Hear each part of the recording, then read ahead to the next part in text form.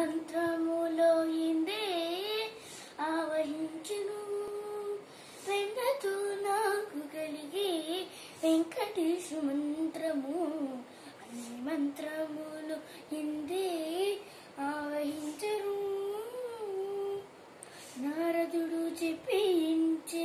నారాయణ మంత్రము చేరి ప్రహ్లాద నారసింహ మంత్రము కూరి విభీషణు రుచి కొనే రామ మంత్రము కూరి విభీషణు రుచి కొనే రామ మంత్రము వీరి నాకు కలిగి